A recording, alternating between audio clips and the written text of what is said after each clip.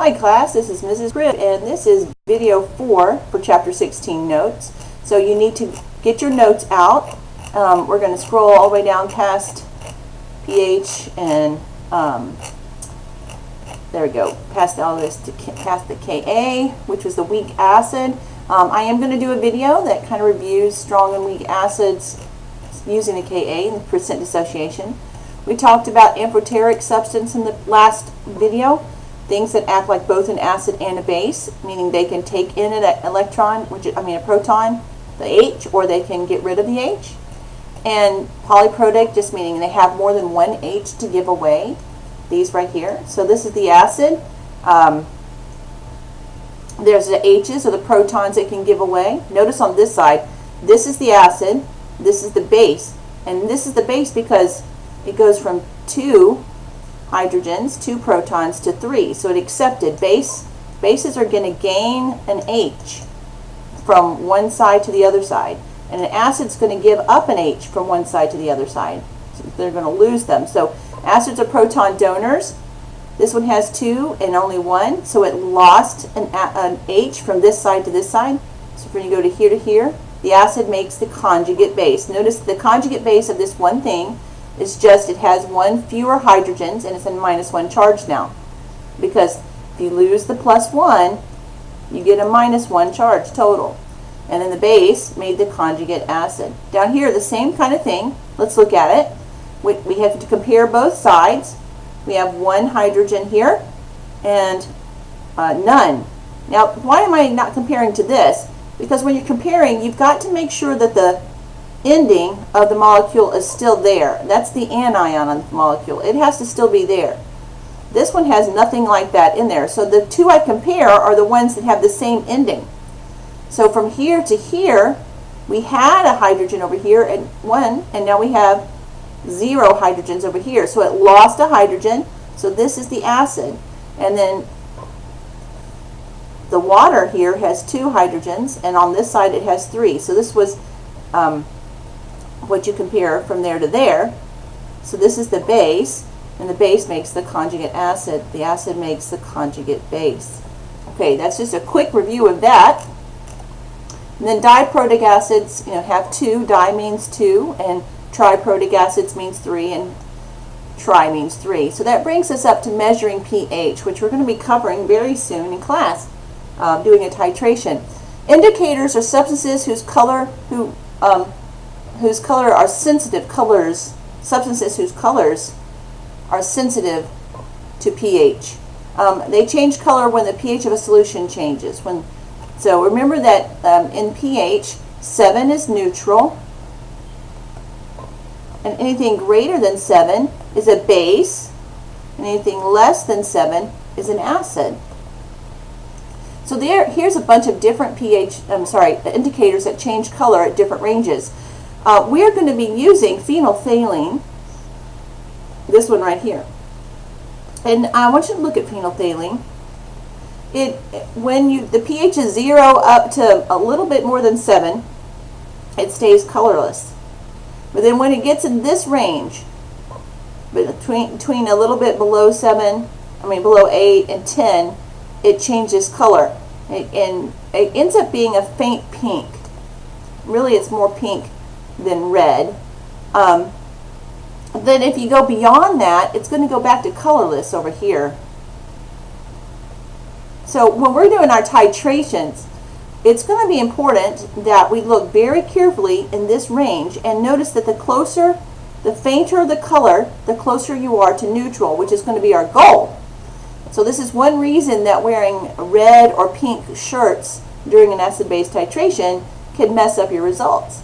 So it's going to be important to just make sure that your colors are not being reflected into the water. Now there's other things that can cause color changes.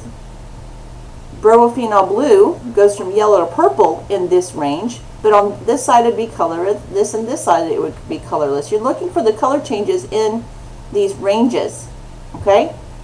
Well, I don't know for sure if it's going to be colorless on this side. Maybe but because it doesn't specifically mention it, and I haven't played around with it in a long time. So these are just different ones. And notice they can also just only give you kind of a range. So when you're looking for the color change, and when we do our titration, it's going to be very difficult to get a specific pH. Like, I'm not going to know if it's 8 or 8.4 or 8.5, but you'll know that it's in this range, and it'll be very, very close. Indicators give you rough estimates. That's because it's just a range. Indicators are subjective because it depends on how you look at the color. And if you're colorblind, obviously you're going to struggle. Using a pH meter is much more objective. In college labs, you'll use a pH meter. We do have some. They may need to be calibrated. And that brings us to a neutralization reaction. We are going to go back to the Prezi in a few minutes and look at titration curves and all. But we're going to get through this portion first. A salt is a substance formed the anion of an acid, and the cation of a base. I always talk in rhythm for things that you need to memorize. Anion of an acid. What is an anion? An anion is a negative ion. Remember that? Anion, A-N-I-O-N, a negative ion. A cation is a positive ion. So to make a salt, here's the acid. See, it has 2 hydrogens over here, and we don't see the conjugate acid-base pairs right now because it's a neutralization reaction, but these are the hydrogens it's giving away. So the hydrogens are the positives, and this sulfate ion, SO4 minus 2, that's the negative ion, the anion. So the anion of the acid is right here now, and the base notice it has OH, the hydroxide ion in it, and so the hydroxide has a metal in front, and that metal, this potassium, is the cation. Potassium has a positive 1 charge. So the cation on the base comes over here, you put them together, and you make the salt. And why is there 2? Well, SO4, we look it up in the polyatomic ion chart, has a -2 charge. Potassium has a +1 charge. Charges on the top, swap and drop. So 2, and then you just do a 1. So that's the formula for the salt. And then water. So you always form a salt and water in a neutralization reaction. And this is also a double replacement reaction. So this is a double replacement reaction, which we've covered before, but because we're dealing with an acid and a base, it's also a neutralization reaction. Now, please fill in your notes. That means if I'm writing this down on this sheet, it's important for you as well to write on your paper, to make note of these things. So we're going to write the neutralization reaction for zinc chloride, a salt, and zinc chloride, write a reaction to produce zinc chloride. So here it are. We're trying to make this stuff. Now this is going to be where you have to figure out how to write the reactions. So I'll pull up my polyatomic chart. So hold on. All right, this is one of the oxidation number charts. I also pulled up a polyatomic ion chart. But now notice here's zinc.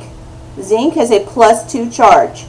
All right, and then chlorine is in column 17 or 7A. It has a -1 charge. Now, these are the other options for chlorine, but we have to have a positive and a negative. And so hopefully you remember this. So we're trying to create zinc with a +2 charge and chlorine with a -1. Swap and drop. This is the salt we're trying to create. So every time you have a neutralization reaction, every time you create water. So that's going to be over here, plus water. And I'm going to write it as HOH just for balancing purposes. The salt we're creating in this case is zinc chloride. All right, so what I have to basically do is go in reverse. What is the acid and what is the base? Well, the base is going to have the OH in it, so I'm going to put that over here. Notice that up here. There's the OH, so there's the OH.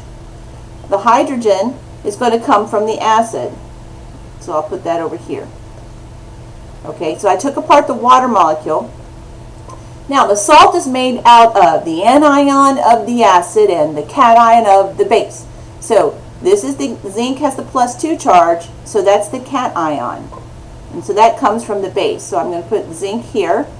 Now, charges on the top. Zinc is a +2. OH is a -1. And I did pull up a polyatomic ion sheet. Let's find hydroxide ion on here. There it is, hydroxide, OH minus. So that's one of the ones that you need to know. You do get to use a polyatomic ion sheet. And the hydronium ion, H3O plus. I don't know if that one's on here. I haven't looked carefully. But you do have to make sure you know H3O plus. So let's go back. So zinc is a +2, OH is a -1. Charges on the top, swap and drop. There's the base. This is the base. Okay, so now what's the acid made out of then? The anion of the acid, so this is the anion, chlorine with a -1 charge. So I'll put that over here. So chlorine is a -1 and hydrogen has a +1. So already they cancel each other out. So that's the acid and that's the base. Now that's great. We undid it to create the reaction, but it's not balanced. So we always have to balance the equation. So I'm going to write numbers for balancing for you right here. All right, I went ahead and wrote the hydrogen, chlorine, the zinc, and the hydroxide. I'm leaving this other side over here as HOH so I can count. So now on the reactant side we had one of each. Now on the product side I have 1 hydrogen, I have 2 chlorines, I have 1 zinc right here, and I have 1 hydroxide. So it's not balanced. I need to get the same number of chlorines on both sides. So I put a 2 here. That changes the number of hydrogens I have to 2 and the number of chlorines I have to 2. So now the hydrogens is off. So I'll put a 2 here. That's going to give me 2 hydrogens and it gives me 2 OHs and it's balanced. Usually these are easy to balance. Okay? So you have to write and balance these equations. Write and balance these equations. All right, let's go on to the next example. What salt, so here's the question, it's asking me for the salt, is produced from the neutralization of barium hydroxide and acetic acid? All right, what's barium hydroxide? Barium is Ba, OH is hydroxide. Hydroxide has a -1 charge. What does barium have? Barium's one you should probably know. Here it is in column 2. Everything in column 2 has 2 valence electrons. It loses them, so barium is a +2 charge. Oops, I'm not trying to do that. Let's go to the external. +2 charge. So charge on top, swap, and drop. There's my base. Now notice this is an Arrhenius base. It has an OH in it. So we're going to be putting this acid, acetic acid. I'm not going to ask you to figure out that one, although I might could, because this is just the acetate ion right there. And I'll show you that on one of the other charts. Let's see, polyatomic ion chart, acetate, C2H3O2. That's the whole ion. So how many hydrogens would I add to the front to neutralize it? 1. There's a -1 charge, so I only need 1 hydrogen in the front. And so that's where the acetate ion comes from. Notice that. There's the 1 hydrogen in the front. So we put the acetic acid with the base, and we got to figure out the salt. Well, remember, what's the salt made out of? The salt is made out of the anion of the acid and the cation of the base. The salt is the anion of the acid and the cation of the base. And remember that the cations are listed first. So the positive, and it's positive, negative. That's how you put them together. The cation goes first. Notice here for the zinc, the cation was listed first. So we're going to list, what is the anion of the acid? Well, here it is. Acetic acid. And we looked it up in the polyatomic ion chart, and that has a -1 charge. So the salt is made out of that, C2H3O2. And it's a big, long polyatomic ion and has a -1 charge. Okay, that's the anion of the acid. And then I got to get rid of this word base so I can write in that spot. Okay, what do we always create, guys? We always create water. So I'm going to go ahead and just write it here, which is HOH. But this particular question didn't ask you to write the equation and then to balance it, but I'm just showing you that it has to be there. So what's the cation of our base? Well, OH, in parentheses, that's a clue. It's a polyatomic ion, and it's second. So notice that here the +1 is first and the minus is second. So this is going to be a positive and this is the minus, that's second. So this is the anion of the base. We need the cation of the base. The anion of the acid and the cation of the base. So what is the base? It's charge. It's barium. We looked it up already. It's a +2 charge. So I'm going to write barium and a +2 on charge on top. So charge is on the top. Swap and bring the 2 down. Drop. That's the salt right here. That is the salt that we're making. We're making this salt and water every time. Neutralization is always salt and water. Now in acid-base titrations, it's a controlled reaction, and we're going to determine the unknown concentration of a solution by measuring its capacity to react with a solution of known concentration. So we'll look at our present in just a minute at the titration curve, a graph that shows how pH changes when an acid or base is added. All right, and then the things that you need to know are the equivalence point, the point in the titration, at which an equivalent amount of titrant is added, I'm finding all kinds of typos, at which an equivalent amount of titrant is added. So basically at the equivalence point, the concentration of the hydronium ion is equal to the concentration of the hydroxide ion. So we're finding the point where when you put the base and the acid together, these two concentrations equal. The end point is the point at which some change in the property of a solution is detected. You will have a pink colored. It's when you see a color change. So the end point is a color change. The end point and the equivalence point are not exactly the same. Notice that. They're not the same. In titrations, you want the very slightest pink color possible. So we'll be putting a white piece of paper under a beaker to help us. All right, so let's go to the Prezi for just a moment. And let's see here. There's those pH indicators using the different colors from the indicators. We did these problems already. And I wanted you to look at titration curve. So here's the titration curve. Notice we start off with a really low pH because we're putting base into an acid. And when the pH suddenly starts to change, now I want you to look at the millimeters down here. We add 10, 20, 30, 40, even maybe 48 millimeters, 49 millimeters of milliliters of sodium hydroxide, and the pH doesn't change very much at all, but suddenly it shoots up. Between this spot and that spot, it shoots up a ton. It goes from a pH of about 2.5 to about 11-ish in the span of 1 or 2 milliliters. So you have to be super careful about putting it in, and that's going to be the trick for the lab. We're going to be using phenolphthalein, so this is where we're going to be, the spot we're going to be looking at. Our goal is to reach the equivalence point, which is 7, neutral. It's neutral when the two concentrations equal each other. But the end point is going to be, you're going to have to see a color change. The slighter the color change is, the closer you are to a pH of 7, the equivalence point. Equivalence point, the point when the hydronium ion equals the hydroxide ion concentration. That's going to be a pH of 7. The end point is when you see the color change, though.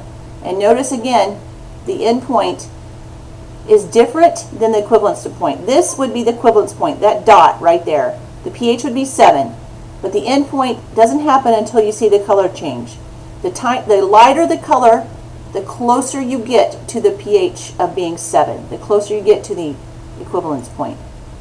All right, so that's the color. Now, in a titration, you're going to use this kind of equipment. We're going to have a burette.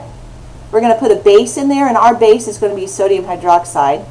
We'll have a stopcock that we have to open and close. we'll have an acid sitting in here, and it's going to turn pink as we add base to it. And I'll demonstrate that in class. Okay? So let's go back to our notes. So we have this formula, and it could also be written as the molarity of the acid times the volume of the acid is the molarity of the base times the volume of the base. It's a very, very easy equation. So let's look, we're going to use this one to determine molarity. So the volume doesn't have to change units. So it just has to be the same on both sides.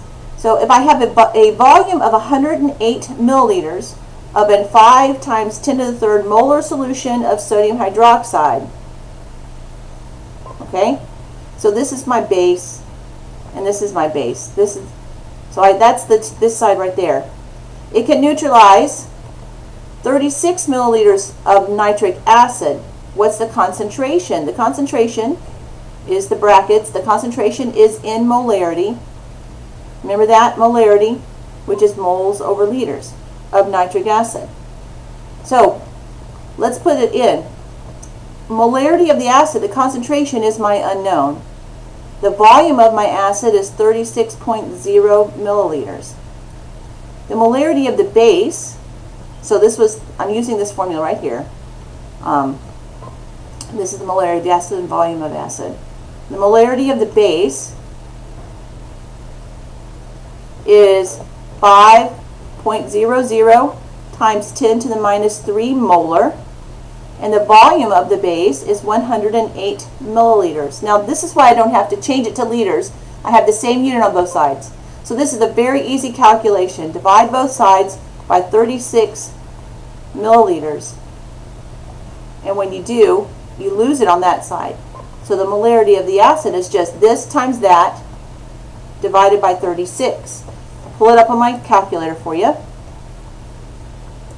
So we have 5, second function, double E, negative 3, enter, times 108, enter, divided by 36, and I get 0.015, 0.015 molar. That's the molarity of my unknown, molarity of acid. In this case, the K stands for known, and the U stands for unknown. There's just many ways to write it, but it's basically the molarity and the volume of one thing equals the molarity and the volume of the other thing. Okay, let's do the next. 16.9, adding 38 milliliters of a 1.5 times 10 to the minus 2 molar barium hydroxide solution can neutralize 20 milliliters of hydroxide acid. What is the concentration? Of sodium, hydrochloric acid. What is the concentration? Hydrochloric acid is HCl. All right, this is the only thing that makes this one trickier than the other one, is we have to look at barium hydroxide and see how many hydroxide ions can be given away. Barium hydroxide is barium with a +2 charge, hydroxide with a -1, charges on the top, swap and drop. Okay, when this barium hydroxide dissolves, instead of getting one OH, we get 2 OHs because of that. So the concentration of the OH ion is 2 times the concentration of barium hydroxide. Because of this 2 right here, we get twice as many hydroxides as there are barium molecules. Think about it as this: we have barium, and we have the 2 hydroxides stuck together, and they are 1 unit.